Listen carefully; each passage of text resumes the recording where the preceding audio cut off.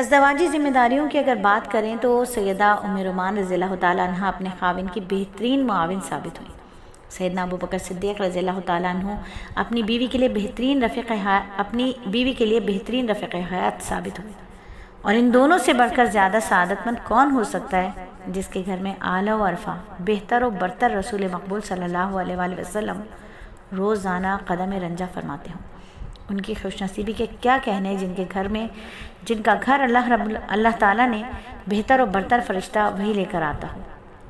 سیدہ ام رومان رضی اللہ تعالیٰ عنہ اللہ کے کلمے کی سربلندی کے لیے بلا تاخیر کمر بستہ ہو گئیں، اور اس کے لیے ذاتی جد و جہد کے ساتھ بے دریغ مال و دولت بھی خرچ کرتی۔ وہ سیدنا ابو بکر صدیق کو حوصلہ دیتے ہوئے اس کام پر آمادہ کرتی کہ وہ اس کمزور اور ناتواں غلاموں کو خرید کر آزاد کریں جنہیں اسلام قبول کرنے کی پاداش میں طرح طرح کی سزائیں دی جاتی ہیں۔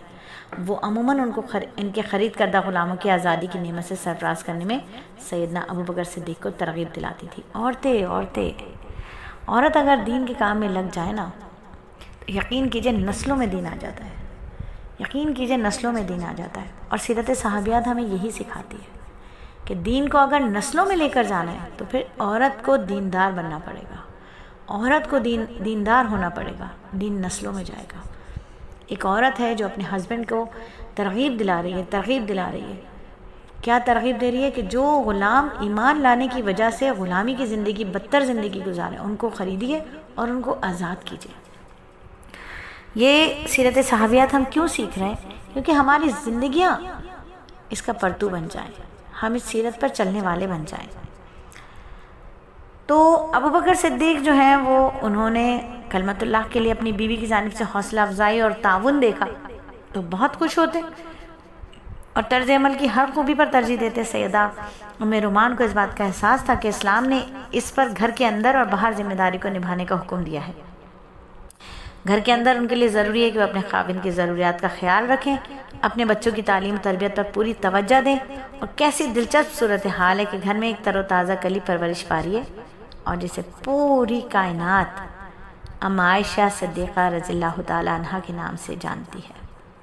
پیارا نام، اسلام کے ماتھے کا جھومر، تمام عورتوں کے لیے سب سے زیادہ مثالی خاتون اما خدیجہ کے بعد اما عائشہ رضی اللہ تعالی عنہ، اور ایسی کلی جو آگے چل کر پورے کے پورے مومنین کا اعلیٰ اور رفع اعزاز حاصل کرنے والی ہے، امہات المومنین بننے والی ہے، اور جس کی مہک سے پوری دنیا خوشبودار ہونے والی ہے۔ گھر سے باہر رسول اللہ اور اپنے خاوند ابو بکر صدیق دشمنان اسلام کی طرف سے ملنے والی تکالیف پر ان دونوں کو دلاسا دیتی، ان کے حوصلے بڑھاتی تاکہ ظالموں اور سرپسندوں کی جو مقابلہ کر رہے ہیں وہ لوگ، تو وہ اس حوصلے سے مقابلہ کر سکیں اور دشمن کی جانب سے پہنچنے والی تکالیف کو برداشت کر سکیں۔ تو یہ ہے اس عورت کا کردار، گھر کے اندر بچوں کی بہترین تعلیم و تربیت، اور گھر کے باہر کے لیے اپنے شوہر، اور اس وقت تک چونکہ پردے کی آیات نہیں ہیں اور رسول اللہ صلی اللہ علیہ وآلہ وسلم گھر میں آ رہے ہیں ایک دوست کی حیثیت سے، تو ان کے ساتھ وہ بات جو آگے ان کو حوصلہ دے رہی ہے دین کو پھیلانے کے لیے۔ یہ ہے عورت کا کام۔ عورت کی محنت کا میدان اس کا گھر ہے، عورت کی محنت کا میدان باہر نہیں ہے، اس کا گھر ہے۔ وہ نسلوں کی تربیت کرے، اس امت کے بچوں کو امام مہدی کے ساتھ لشکر میں شامل ہونا ہے۔ انشاءاللہ ہماری نسلیں اس لشکر میں شامل ہوں گی، لیکن کب؟ جب ہم اپنے بچوں کی ایمانی تربیت کریں گے۔